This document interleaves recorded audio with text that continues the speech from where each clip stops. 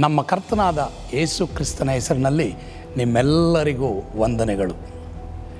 ಇಂದು ನನಗೆ ಇದು ಒಂದು ವಿಶೇಷವಾದ ದಿನ.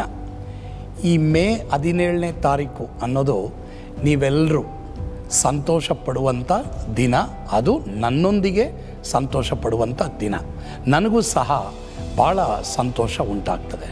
ಆದರೆ ಆ ವಿಶೇಷವಾದ ದಿನಕ್ಕಿಂತಲೂ 1979ನೇ ಇಸ್ವಿ ಅನ್ನೋದು ನನಗೆ ಒಂದು ಅದ್ಭುತವಾದ ದಿನವಾಗಿತ್ತು.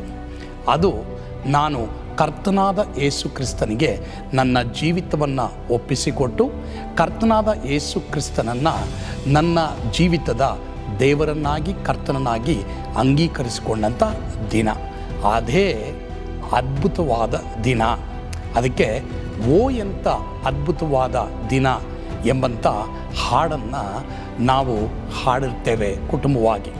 ಮುಖ್ಯವಾಗಿ ನನ್ನ ಜೀವಿತ ಚಿಕ್ಕ ವಯಸ್ಸಿನಿಂದಲೂ ಮಿಷನರಿಗಳಾದಂಥ ಆಸ್ಟ್ರೇಲಿಯಾದಿಂದ ಬಂದಂಥ ಮಿಷನರಿಗಳು, ಮುಖ್ಯವಾಗಿ ಅವರು ವರ್ಲ್ಡ್ ಮಿಷನ್ ಟು ಚಿಲ್ಡ್ರನ್ ಈ ಒಂದು ಸಂಸ್ಥೆಯಿಂದ ಅವರು ಮಿಷನರಿಗಳಾಗಿ ಕಳಿಸಲ್ಪಟ್ಟರು.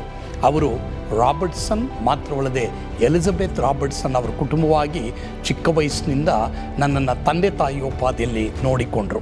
ಅದು ಮಾತ್ರವಲ್ಲದೆ 1969ನೇ ಇಸ್ವಿಯಿಂದ ಆಲನ್ ಫೇಜರ್ ಮತ್ತು ಹಿಲ್ಡಾ ಫೇಜರ್ ಅವರು ಕುಟುಂಬವಾಗಿ ಈ ವರ್ಲ್ಡ್ ಮಿಷನ್ ಟು ಚಿಲ್ಡ್ರನ್ ಈ ಒಂದು ಸಂಸ್ಥೆಯಿಂದ ಮಿಷನರಿಗಳಾಗಿ ಬಂದು ತಂದೆ ತಾಯಿಗಳ ಉಪಾಧಿಯಲ್ಲಿ ನನ್ನನ್ನು ಅವರು ನೋಡಿಕೊಂಡ್ರು.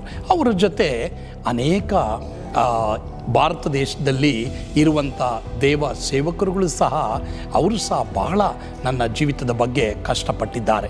ನಾನು ಈ ದಿನ ಅವರೆಲ್ಲರಿಗೂ ವಂದನೆ ಹೇಳ್ತೇನೆ. ಯಾಕಂದರೆ ಅವರು ಇದ್ದಿದ್ದರಿಂದಲೇ ನಾನು ಅದ್ಭುತವಾದ ದಿನ ಅಂದರೆ ನನ್ನ ಜೀವಿತದಲ್ಲಿ ರಕ್ಷಣೆ ಹೊಂದಿದಂಥ ಒಂದು ದಿನ.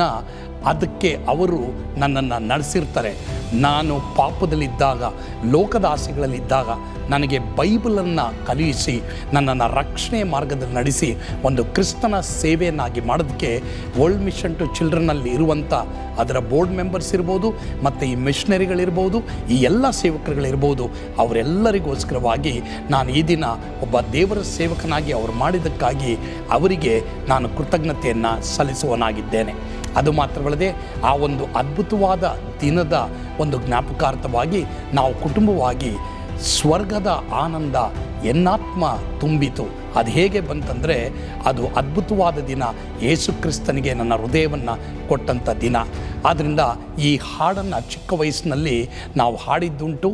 ಈಗ ಈ ಹಾಡಿನ ಮುಖಾಂತರವಾಗಿ ನೀವು ಸಹ ಕೀರ್ತನೆ 51:12 ಬರೆದಿರುವ ಪ್ರಕಾರ, ಕರ್ತನೇ ನಿನ್ನ ರಕ್ಷಣೆಯ ಆನಂದವನ್ನು ನಾನು ಅನುಭವಿಸುವಂತೆ ಮಾಡು ಎಂಬುದಾಗಿ ಆ ವಾಕ್ಯದಲ್ಲಿ ಬರೆದಿದೆ. ಈ ಹಾಡಿನ ಮುಖಾಂತರ ನೀವೆಲ್ಲರೂ ರಕ್ಷಣೆಯ ಅನುಭವವನ್ನು ಹೊಂದಬೇಕು, ಮಾತ್ರವಲ್ಲದೆ ಸ್ವರ್ಗದ ಆನಂದವನ್ನು ನೀವೆಲ್ಲರೂ ಅನುಭವಿಸಬೇಕು ಅನ್ನೋದೇ ನಮ್ಮ ಉದ್ದೇಶ. ಈ ಹಾಡನ್ನು ಕೇಳಿಸ್ಕೊಳ್ರಿ, ಮಾತ್ರವಲ್ಲದೆ ಸ್ವರ್ಗದ ಆನಂದ ನೀವೆಲ್ಲರೂ ಅನುಭವಿಸಿರಿ. ಕರ್ತನು ತಾನೇ ನಿಮ್ಮೆಲ್ಲರನ್ನು ಆಶೀರ್ವದಿಸಲಿ. Amen. God bless you.